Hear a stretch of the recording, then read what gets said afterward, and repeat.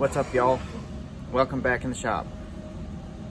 It's Friday, and I have a little bit of something special for you today. I'm gonna do a walk around of my toolbox here and show you all the different details that I put into this as I built it throughout the years. Everything from being a mobile power source to being remote control drive, how I put the boxes together, my door setups, lights, and all that good stuff. And I hope you're enjoying your Friday so far. And a little piece of advice: if you're not enjoying your work days, at least a few of them now and again, half the time at least, go find something you enjoy. If you can't enjoy work, what's the point in working? I mean, I know we're all out there to make a buck and kind of sustain our life and keep a flow of cash coming in, but heck, you got to enjoy it too. So go find something you enjoy. And I hope you have a good rest of your Friday, and I hope I can give you a little bit creative ideas and intrigue your mind just a little bit, and let's just get into it here.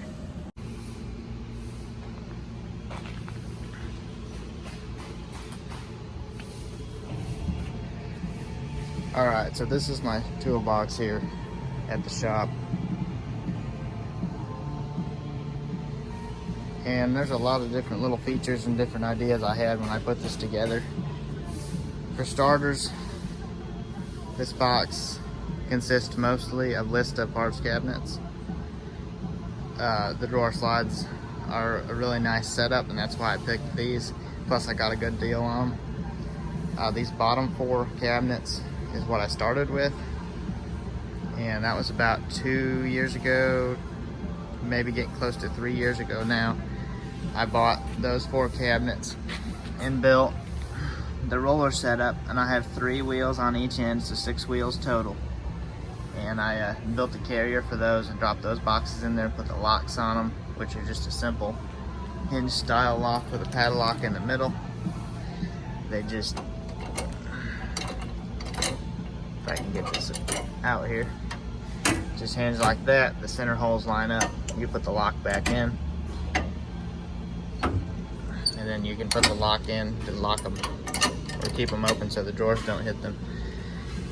And that was what I started with. And then I moved down here to this shop, and I found this top listed cabinet on Facebook Marketplace, and I purchased that and got a real good deal on that. And because it's made by list, it's the same width or depth technically, 28.5 inches. The drawer slides on these are pretty nice style. They aren't roller bearings per se, but they have a little roller down there. They're pretty good and strong. As you can see, I got a lot of weight in this one, and it holds up pretty well. I can abuse it pretty good. I mean, and granted, these cabinets are probably 25 to 30 years old already, and the tracks have never been replaced that I know of, and they're still rolling perfectly smooth. I lubricate them about once a year or so. This has a little bit different design. The same type of roller setup, but the track is a lot taller and honestly a lot stronger, but the drawers are a lot wider as well.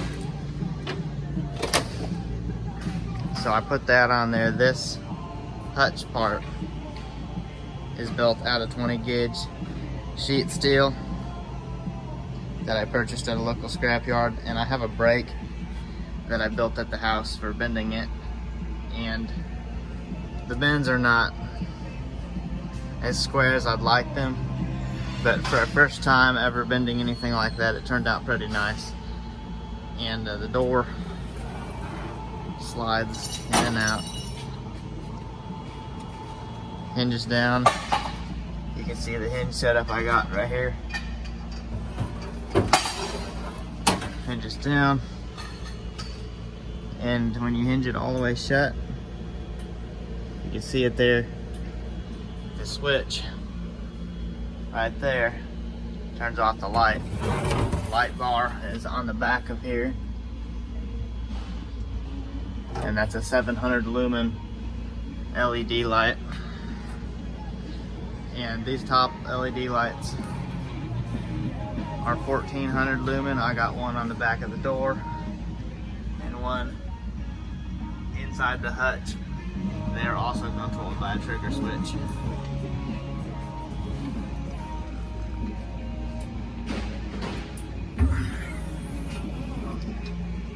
I got power 110 and 12 volt running through the whole thing. All the wires are incorporated behind this plate here. You can see about a 1-inch thickness. I got recessed plugs. There's one there and two back there to run all of my chargers and whatever I have plugged in inside here. These switches right here turn on my inverter so that when I'm not plugged into the wall outlet, all the chargers and everything still runs. You just flip both of them and it switches completely cut off on both the neutral and the hot side from the wall plug. It switches to turns the inverter on and switches to the 12 volt.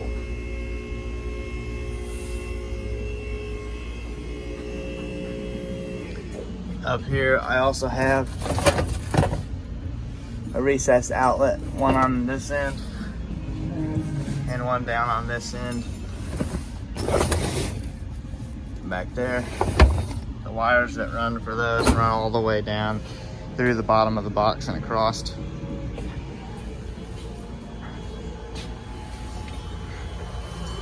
This is my inverter. I got two 650 cold cranking amp car batteries hooked in parallel, and it's all wired direct. Those wires right there go up to the switches that are in the hutch to switch everything. There's the plug-in that plugs into the wall, and when I am plugged into the wall and these two switches are switched in the opposite direction, this charger right here will kick on and it will maintain the battery. And it maintains the battery at 12.9 volts all day long, and it charges up to 13.5 and then cuts off automatically at night. It's just a cheap auto charger that it's supposed to put out 10 amps, but it maxes out at 12, and it works really well. It maintains both those batteries. There's a heavy duty cable that runs all the way through the bottom that connects to the batteries. That comes down to my drive setup. You can see the cables right there. There's also the 110 cable that runs up to the plug in the top. This right here is just a 2,000 pound winch motor. Got two caster wheels, and I built a shaft setup and connected it to them, and it's welded on a caster so it can rotate. Got two solenoids, if you can see them up there. One to run the steering motor, one to run the drive motor, and those are remote control solenoids. I got the remote over here, I'll show you. This is the remote. It's just two remote control winch remotes that I put on a little board here.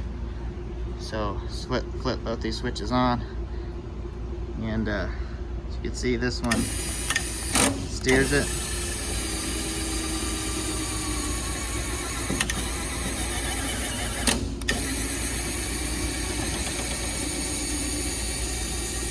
This steer motor is made out of a drill motor.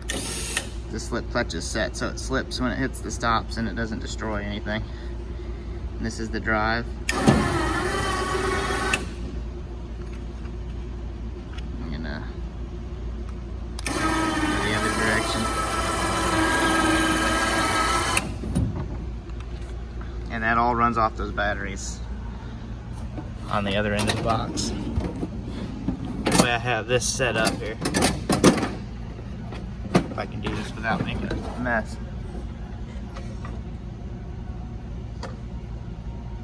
It slides up and down in a square beam there. You can see, get my flashlight out here.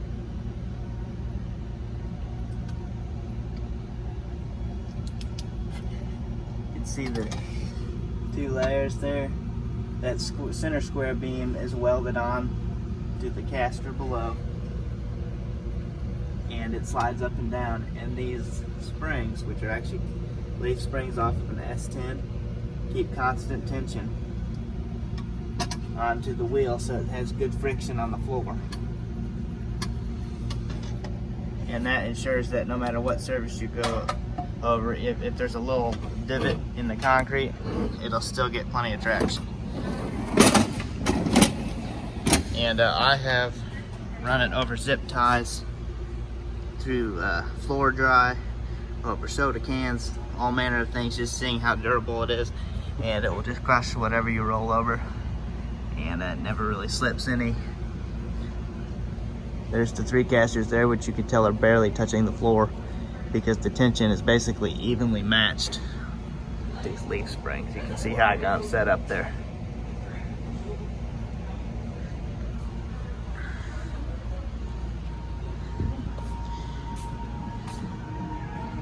This Hutch part needs painted still, and I'm gonna take it off there and paint it here sometime. You see the guys at work give me a little placard there. This is my radio, and it runs off of the 12-volt batteries. I have it wired up so it's constant 12 volt, so the power doesn't flicker at all, and I don't lose all my presets in my Bluetooth connection.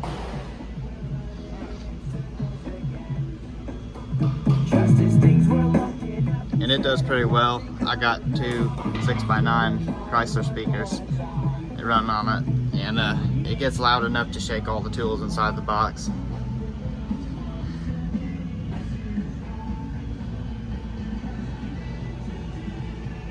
These right here, if you can't tell, are file cabinets. The reason I use this particular style, these are probably 30-year-old, but they have all ball bearing slides, very tough. I came across these, one I got for free and one I bought off the marketplace, and just hold all my bigger stuff. Like I got my power tools and stuff that's taller, my cases and all that stuff I put in there. So yeah, I got a lot of bit of time in this, and it's something I really enjoyed putting together. And it's definitely unique, for sure. As far as I know, there's nothing out there even close to it. But who knows? I know there's guys out there like me that are putting things together and having fun doing it. But there you go. That's pretty much the whole setup that I got here. And I'm gonna go and do a review of all the drawers and different tools that I would recommend a tech to have, and all what I've purchased throughout the years at some point. But this is just my tour, I guess you could say, of all the different features and stuff I built into this box. And I hope you enjoyed this video, and if you did, like, share, comment. I appreciate all the interaction. And if you like my other videos, subscribe and follow on either Facebook or YouTube. And I'll keep more videos coming to you, and I enjoy making them, and I'm sure you enjoy watching them. Until next time.